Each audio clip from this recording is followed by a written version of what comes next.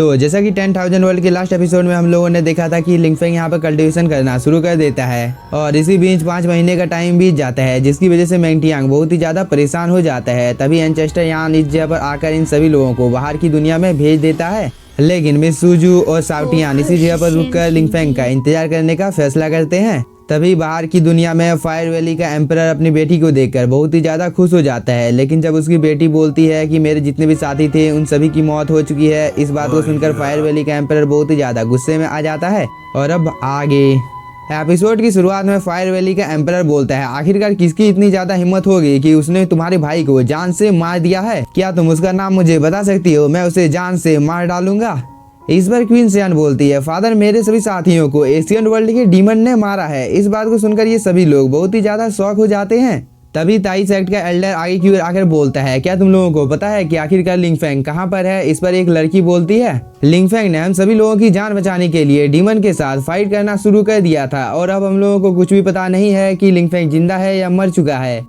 और वो यह बोलने के बाद में यहाँ पर थोड़ी सी उदास हो जाती है, लेकिन तभी मेंगटियांग बोलता है, आप में से किसी को भी यहाँ पर चिंता करने की कोई भी जरूरत नहीं है, क्योंकि मैं आप सभी लोगों को याद दिला देता हूँ कि अंकल लिंगफेंग सन ऑफ डेस्टिनी है। इस बात को सुनकर ये दोनों एल्डर यहाँ पर थोड़े से खुश हो जाते हैं, लेकिन तभी अचानक से इस जगह का मौसम बहुत ही ज्यादा खराब हो जाता है। तभी एक एल्डर बोलता है, ये तो हेवनली पनिशमेंट गॉड है। इस बात को सुनकर ये सभी लोग थोड़े से शॉक हो जाते हैं। तभी हम लोगों को इस गॉड को दिखाया जाता है, जो कि दिखने से बहुत ही ज्यादा खतरनाक लग रहा था।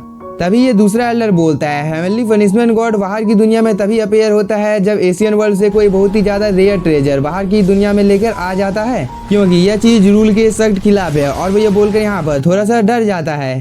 तभी मेंगटियांग अपने मन में सोचने लगता है कि मेरे पास जो हेवनली पर्ल है, शायद से इसी चीज की वजह से यह गॉड इस जगह पर आया है, क्योंकि किसी न किसी तरह से शायद से इस गॉड को इस चीज के बारे में पता चल गया होगा। इसलिए मुझे यहाँ पर जल्दी से कुछ करना होगा, नहीं तो मेरा लाइटनिंग पर्ल इस जगह पर अपीयर हो जाएगा, क्योंकि इस जगह पर बहुत ही ज्यादा हाई अमाउंट में थंडर की एनर्जी गिर रही है, जिसकी वजह से मेरा हेवनली पर्ल कभी भी बाहर आ सकता है। मेंगटियांग अपने मन में ये सब सोच ही रहा था, लेकिन तभी ताई सेक्ट का ये एल्डर बोलता है, यहाँ पर जितने भी लोग हैं वो सभी लोग इस जगह से दूर चले जाओ। इस बात को सुनकर बाकी के सभी एल्डर भी इस जगह से थोड़ी दूर चले जाते हैं। इसके बाद ताई सेट का ये एल्डर बोलता है, मेंगटियांग मुझे पता है कि तुमने एशियन वर्ल्ड से जरूरी किसी ट्रेजर को हासिल किया होगा, तभी से ये गॉड इस जगह पर आया है, लेकिन मुझे तुम्हारे ऊपर पूरा भरोसा है कि तुम इस टेस्ट को बहुत ही आसानी के साथ पास कर लोगे। इस पर मेंगटियांग भी हाँ बोलता है। इसके बाद ये दोनों एल्डर भी इस जगह से थोड़ी सी दूर चले जाते हैं। तभी एक बहुत ही ज्यादा पावरफुल थंडर स्ट्राइक मेंगटियांग के ऊपर गिरने ही वाला था, लेकिन मेंगटियांग ने भी टाइम रहते ही इस जगह पर अपने थर्मा बॉडी को समन कर लिया था, जो कि अपने सामने एक प्रोटेक्टिव बैरियर बनाकर इस रैक को बहुत ही आसानी के साथ में डिस्ट्रॉय कर देता है। इस चीज को दूर से ये दोनों एल्डर भी देख रहे थे।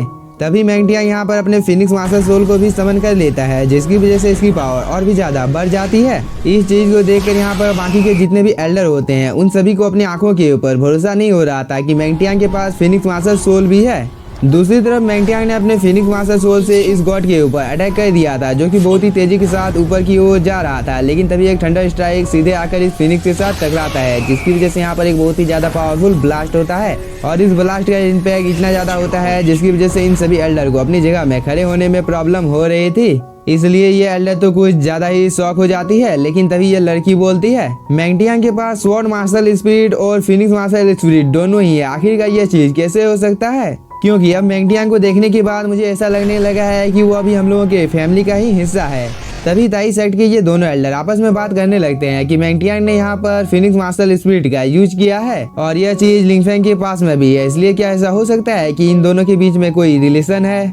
इधर मेंगटियांग ने अपने फिनिक्स की पावर को और भी ज्यादा बढ़ा दिया था, जिसकी वजह से वो बहुत ही तेजी के साथ ऊपर की ओर जाने लगता है।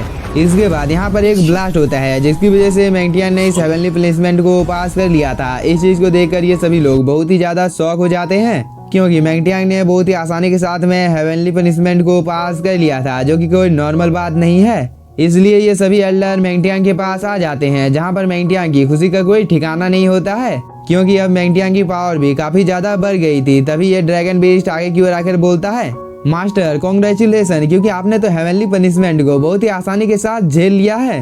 तभी ताई सेट का एल्डर बोलता है, मेंगटियांग क्या तुम इस चीज के बारे में मुझे बता सकते हो कि तुम्हारे पास एक गॉड लेवल का फिनिक्स मास्टर सोल क्या कर रहा है? क्योंकि मेंगटियांग मुझे जहाँ तक लगता है यह चीज तुम्हारे फादर से तुम्हें मिली है, इसलिए क्या तुम अपने फादर के बारे में हम लोगों को बता सकते हो कि आखिरकार वो कौन है? इस बार मैंगटियांग बोलता है, मुझे इन सब चीजों के बारे में कुछ भी पता नहीं है, क्योंकि जब मैं हेवनली पनिशमेंट का सामना कर रहा था तब मुझे बहुत ही ज्यादा प्रॉब्लम हो रही थी, लेकिन तभी यह फिनिक्स मार्शल स्पिरिट अचानक से मेरी बॉडी के अंदर से बाहर निकल कर आ गया और इस हेवनली पनिशमेंट का सामना करने में मेरी मदद करने लगा, जिसकी वजह से मैंने इतनी आसानी के साथ में हेवनली पनिशमेंट को पास कर लिया है। इस पर ये एल्डर बोलता है, मैंगटियांग जरूर से तुम्हारे फादर एक बहुत ही ज्यादा पावरफुल पर्सन होंगे, क्योंकि फिनिक्स मार्शल सोल एक गॉड लेवल का मार्शल सोल है। इस पर मैंगटियांग बोलता है, मेरी मदर ने मुझे बताया था कि मेरे फादर बहुत ही ज्यादा पावरफुल हैं, लेकिन मुझे मेरे अपने फादर के बारे में कुछ भी पता नहीं है कि वो आखिरकार कौन है। लेकिन मेरी माँ ने मेरे पिताजी के बारे में मुझे इतना बताया था कि वो इस दुनिया को प्रोटेक्ट करते हैं ताकि नॉर्मल लोग अपना जीवन शांति से व्यतीत कर सके। इस पर ये एल्डर बोलता है, मैंगटियांग तुम्हें चिंता करने की कोई भी जरूरत नहीं है, क्योंकि जब भी मेरे पास टाइम रहेगा तब मैं तुम्हारी मॉम से मिलने के लिए जरूर जाऊंगा, ताकि मुझे तुम्हारे पिताजी के बारे में पता चल सके कि वो आखिरकार कौन है। लेकिन फिलहाल के लिए अब हम लोगों को जल्दी से सेक्ट वापस लौट के चले जाना चाहिए, क्योंकि हम लोगों को यहाँ आए हुए बहुत ही ज्यादा टाइम बीत चुका है। इस पर मैंगटियांग बोलता है, हम लोगों को यहाँ पर रुककर अंकल लिंगफेंग का इंतजार करना चाहिए। इस पर ये एल्डर बोलता है, मैंगटियांग तुम्हें लिंगफेंग की चिंता करने की कोई भी जरूरत नहीं है, क्योंकि उसकी कल्टीवेशन जब खत्म हो जाएगी तब वो दोबारा से सेक्ट में लौटकर वापस आ जाएगा। इसलिए फिलहाल के लिए अभी हम लोगों को सेक्ट में लौट जाना चाहिए, क्योंकि इस जगह पर बहुत ही ज्यादा खतरा है। इसके बाद ये सभी लोग यहाँ से चले जाते हैं। दूसरी तरफ हम फ्लेम वैली के एम्पायर को देखते हैं, जो कि बोलता है, बेटी मुझे तुम्हारे ऊपर पूरा भरोसा है कि वहाँ पर जो कुछ भी हुआ था उन सब चीजों के बारे में तुम हम लोगों को सच सच बताओगी। इसके बाद सीन शिफ्ट होता है, हम लोगों को फायर वैली के पैलेस को दिखाया जाता है, जहाँ पर क्वीन सियान बोलती है कि लिंगफेंग ने हम लोगों की जान को बचाया था और वो अकेले ही डीमन के साथ फाइट करने के लिए चला गया था, लेकिन ज्यादातर लोगों को डीमंस ने जान से मार दिया था। इस बात को सुनकर ये सभी आपस में बात करने लगते हैं कि मैंगटियांग के पास एशियन वर्ल्ड का स्वॉर्ड इनहेरिटेंस और बहुत ही ज्यादा ट्रेजर है, इसलिए इतने ज्यादा रेयर ट्रेजर को हम लोग अपने हाथ से ऐसे ही जाने नहीं दे सकते हैं, क्योंकि इस चीज में हम लोगों का भी हिस्सा है और इन सभी ट्रेजर को हासिल करने के लिए हम लोगों को कुछ भी करना क्यों ना पड़े, हम लोग करने से पीछे नहीं हटेंगे। तभी ये दूसरा एल्डर बोलता है, मैं तुम सभी को एक बार याद दिला देता हूँ कि ताई साइड के साथ में यूमिंग पैलेस है, इसलिए तुम लोगों को इस चीज के बारे में एक बार अच्छी तरीके से सोच लेना चाहिए, क्योंकि ताई साइड के साथ डील करने में हम लोगों को बहुत ही ज्यादा मुश्किल होने वाली है। इसलिए अगर तुम सभी मेरी बात सुनो तो हम सभी को एक समझौता कर लेना चाहिए कि हम लोग एक साथ मिलकर ताई साइड के ऊपर अटैक करेंगे और जितने भी ट्रेजर हम सभी को मिलेंगे बराबर भागों में हम एक दूसरे के साथ बांट लेंगे। इस बात को सुनने के बाद ये सभी लोग यहाँ पर एग्री करते हैं, लेकिन इस चीज से यहाँ पर क्वीन सियान को थोड़ी सी प्रॉब्लम हो रही थी, क्योंकि अगर इन तीनों सेक्टों ने मिलकर ताई सेक्ट के ऊपर अटैक कर दिया तो ताई सेक्ट को डिस्ट्रॉय होने से कोई भी नहीं बचा सकता है। इसलिए वो अपने मन में फैसला करती है कि वो ताई सेक्ट की मदद करेगी, क्योंकि लिंगफेंग ने उसकी बहुत ही ज्यादा मदद की थी। दूसरी तरफ हम लोगों को लिंगफेंग को दिखाया जाता है, जिसकी बॉडी के अंदर से बहुत ही ज्यादा हाई अमाउंट में स्पिरिचुअल एनर्जी बाहर निकल रही थी और कुछ देर तक मेहनत करने के बाद उसने सक्सेसफुली ओरिजिन ऑफ डार्कनेस को यहाँ पर रिफाइन कर लिया था, जिसकी वजह से लिंगफेंग के पीछे में जो अजूरा गॉड की स्पिरिट होती है वो डिसअपीयर हो जाती है।